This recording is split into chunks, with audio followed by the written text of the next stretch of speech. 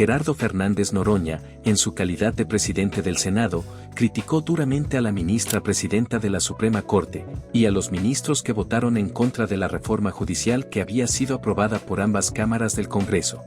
Noroña señaló que la decisión de la Corte de frenar esta reforma representa un obstáculo para el avance de los cambios estructurales que el país necesita. Según el senador, la reforma buscaba modernizar y hacer más accesible la justicia para todos los mexicanos, pero fue detenida por intereses que no representan el sentir del pueblo.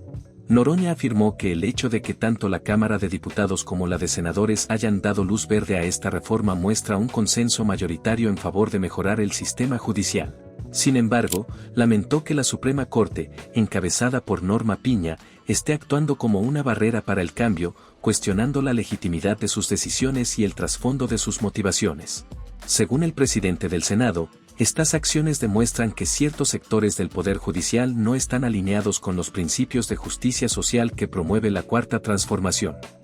Antes de comenzar, si quieren estar siempre al tanto de lo más reciente sobre la Cuarta Transformación, este es su canal. Aquí les traemos las noticias más importantes, análisis profundos y todo lo que necesitan saber sobre el avance de nuestro país. Con un enfoque especial en el liderazgo de Claudia Sheinbaum, quien está lista para seguir transformando a México, les aseguramos que estarán bien informados. No olviden suscribirse y darle like a nuestros videos para apoyar este proyecto. Comuniqué que era una información a este pleno. La Suprema Corte de Justicia de la Nación acaba de determinar que sí puede revisar la constitucionalidad de la reforma judicial. Señoras, señores, la República funciona y deseo de todo corazón que siga funcionando. Es cuando, presidente. Muchas gracias. Efectivamente, hace unos minutos, la Suprema Corte de Justicia de la Nación, por 8 votos a favor, demostró su carácter faccioso al plantear que está por encima del Poder Legislativo, que tiene atribución soberana como constituyente permanente de reformar la Constitución. Ni la Suprema Corte de Justicia de la Nación, ni el Poder Judicial tienen atribución jurídica alguna para revisar los actos de esta soberanía y del Poder Legislativo. No puede, no debe la Suprema Corte de Justicia de la Nación erigirse como supremo poder por encima del Poder Legislativo y del Poder Ejecutivo y sobre todo del soberano, que es el pueblo de México. Por esta razón, esta presidencia plantea con toda claridad y firmeza que la elección de las personas juzgadoras se llevará a cabo el primer domingo de junio de 2025, lo quiera o no lo quiera la Suprema Corte de Justicia de la Nación. Como ustedes fueron testigos, yo ya había recibido la información oficial de que la Suprema Corte de Justicia de la Nación, por 8 votos, había aceptado revisar la constitucionalidad de la reforma al Poder Judicial. La Suprema Corte de Justicia de la Nación no tiene ninguna facultad para revisar la constitucionalidad. Está queriendo atropellar al constituyente permanente, que no solo es la Cámara de Diputados, no solo es la Cámara de Senadores. Les recuerdo que para una reforma constitucional se requiere la mitad más 1 de los congresos estatales. Y la Corte, quitándose la careta, en una actitud cada vez más facciosa, tomando decisiones políticas disfrazadas de decisiones jurídicas, ha determinado darle entrada a este inexistente jurídicamente recurso que no tiene ningún sustento legal en ninguna parte del marco constitucional. Está dando un paso que francamente es una provocación, que francamente los pone en una condición a ellos fuera de la ley y que nos fuerzan a tomar decisiones sobre las implicaciones legales de su comportamiento. Senador, ustedes van a aprobar y van a apoyar el juicio político. Esa es la decisión que están diciendo. No, en ningún momento he dicho eso. Justo dije que mis pensamientos más secretos no se los diría. y que estoy haciendo un llamado a la Corte a la prudencia. ¿Y si no responde la Corte a la prudencia? Bueno, ya dije que vamos a hacer la elección, diga lo que diga la Corte. Senador, ¿y ustedes no van a acatar nada de lo que determine la Corte? Nosotros no vamos a respetar a un poder que está violando el marco constitucional, que está pasando, es que parece que no se me escucha. No, lo que quiero preguntarle… No, pero es que no es de acatar. A ver, la Corte, yo vuelvo a preguntar, ¿dónde está su facultad para detener una reforma constitucional? ¿Dónde existe eso? ¿En qué artículo de la Constitución le da a la Corte el poder para detener una reforma constitucional? ¿En qué artículo de la Constitución le da a la Corte un poder para revisar la tarea del constituyente permanente? Imagínense si un oscuro juez, y parece que los integrantes de la Suprema Corte son muy oscuros, se cree con atribuciones para detener al constituyente permanente. Reitero, no solo atropellar al Senado, no solo atropellar a la Cámara de Diputados, sino a los congresos locales de la República, elegidos por voto universal, secreto y directo del pueblo, lo que ellos no pueden presumir nunca. A ellos se les eligió por la camarilla del PRI y el PAN en una decisión política, con un Senado que controlaban. Ese es su origen. Senador, la Corte que conocemos ahorita, con los 8 ministros, las 2 ministras que votaron en contra, ¿ya no tiene validez? ¿Ya no es la Suprema Corte? ¿Ya no cuenta? ¿Ya no vale? Yo dejaría de contestar preguntas si se siguen planteando cosas que yo no estoy diciendo. Bueno, y mi respuesta la respondí desde hace rato con mis intervenciones. He sido además inclusive más que reiterativo. Senador, buenas tardes. En este momento, ¿quién podría ser el árbitro en este caso? Porque normalmente se recurre a la Suprema Corte para que haga el desempate cuando hay dudas, cuando no hay acuerdos entre poderes, entre partidos políticos. ¿Quién sería el árbitro aquí? ¿O ustedes tienen mano para ser juez y parte y quitar a los ministros? ¿O cuál sería el proceso, senador? Ahora yo pregunto, ¿de dónde sacas que somos juez y parte? Bueno, porque, ¿o quién podría ser? Bueno, mi primera pregunta es ¿quién sería el árbitro? Sí, bueno, pero para responder la segunda yo pregunto, ¿de dónde somos juez y parte? Porque en este caso ustedes están teniendo, o dicen que tienen la facultad para hacer la reforma judicial. Ellos dicen que no. O sea, es un empate, digamos, ahí raro. ¿La Constitución sería el árbitro, senador? No hay ningún empate. A ver, tráiganme la Constitución política de los Estados Unidos, por favor, para leerle aquí a la fuente, que es, bueno… A mí, para leérmela a mí, yo soy el que tiene la duda, senador. Está muy bien, me retracto de Ovalicho. Para leerle al periodista donde está establecido que el Poder Legislativo es el facultado para hacer las reformas constitucionales.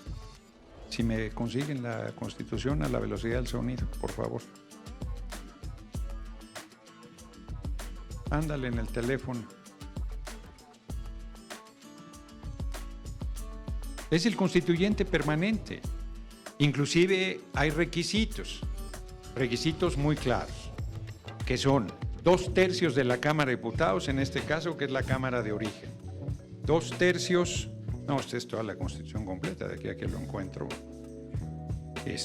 Facultades exclusivas del constituyente permanente. Tiene facultades de hacer las reformas a la Constitución. Yo pregunto, ¿quién puede hacer las reformas a la Constitución? Pues el constituyente permanente. ¿Quién forma el constituyente permanente? La Cámara de Diputados, la Cámara de Senadores, que por 2/3, mayoría calificada, deben aprobar una reforma constitucional y no es suficiente. El constituyente permanente también lo forman los congresos de los estados, que el 50% más 1 deben aprobar la reforma constitucional. Todos esos requisitos se cubrieron. Pues nosotros tenemos facultad. La Corte no tiene ninguna. Yo pregunto, ¿dónde está el artículo constitucional que dice que la Corte tiene facultades para detener una reforma constitucional? No hay un empate. Hay un poder que no está respetando las reglas establecidas en el marco constitucional. Y ese poder además es el que debe interpretar y juzgar sobre la aplicación de la ley. Es el colmo, porque insisto, bueno, lo voy a poner más sencillo. ¿Quién tiene poder para detener un proceso electoral? La Corte. No, nadie. Nadie. Me sorprende que no se vea la gravedad de lo que la Corte pretende hacer y que se diga que aquí hay una discusión de interpretación. No. Yo de verdad les pregunto dónde dice en la Constitución que la Corte tiene atribuciones para hacer lo que pretende hacer al haberle dado entrada a un recurso inventado sin fundamento de revisión de la constitucionalidad de una reforma constitucional. No, bueno. Yo vuelvo a preguntar dónde estudiaron derecho. ¿Qué opinión le merece, insisto, como ciudadano, la gravedad, la crisis o lo que pueda venir a futuro o en los próximos meses, pues con todos estos integrantes del Poder Judicial que evidentemente su resistencia pues va a continuar? Esa sería mi pregunta, presidente. Antes de poder responder, ¿me podrías explicar la gravedad a la que te refieres? Perdón, usted habla de la gravedad que existe actualmente ante el actuar de la Suprema Corte de Justicia, de la oposición, de esta resistencia, y yo haciendo ese choque de que evidentemente su postura no va a cambiar porque es la tarea que ustedes tienen que hacer, pero todos los mexicanos que al final del día estamos involucrados o inmersos o que van a estar inmersos en ese proceso, ¿qué pueden esperar en los próximos meses? A eso me refiero, presidente. Sí, lo que pueden esperar es que el primer domingo de junio se elijan a las personas juzgadoras por voto universal, secreto y directo. Eso es lo que pueden esperar.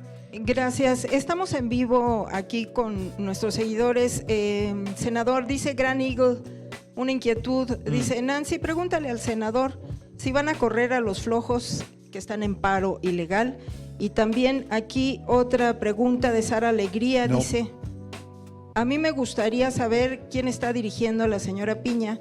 A ella no le alcanza su cabecita para fraguar lo que está haciendo. Bueno, yo creo que ambas preguntas son faltas de respeto a quienes se han manifestado en contra de la reforma al Poder Judicial en su derecho y que nosotros hemos sido más que respetuosos porque a pesar de que llevan ya, pues yo creo que ya llevan meses sin laborar, siguen cobrando.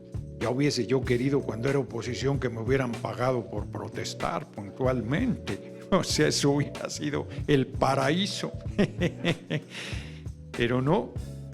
Y no estamos, nos critica un sector de la población, no sé qué tan grande sea, porque piensan que no estamos siendo suficientemente firmes. Y yo les diría que se entienda que estamos siendo muy prudentes, que nosotros no queremos caer en ninguna, pues franca provocación que ha habido desde la toma violenta del Congreso. Yo vuelvo a insistir, la toma violenta de la Cámara de Senadores tiene nombres y apellidos detrás. Fue muy grave y se dejó correr.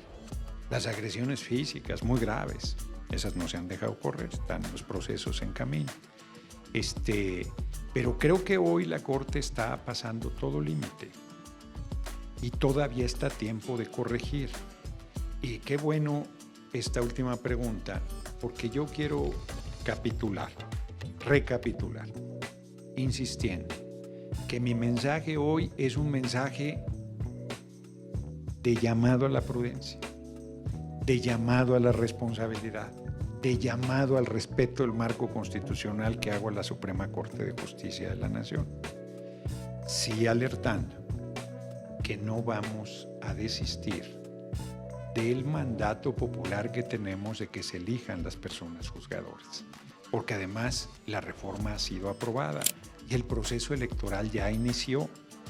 Y aunque la Corte supusiese equivocadamente que tiene facultades para revisar la reforma constitucional, no tiene ninguna facultad para detener un proceso electoral. Gracias por acompañarnos hasta el final. Esperamos que este video les haya sido útil para entender más sobre el Gobierno de México y el papel clave que juega Claudia Sheinbaum en la transformación del país. Si les gustó el contenido, no olviden darle like, suscribirse al canal y activar la campanita para que no se pierdan ninguno de nuestros próximos videos. Nos vemos pronto con más información importante sobre el futuro de México. Hasta la próxima.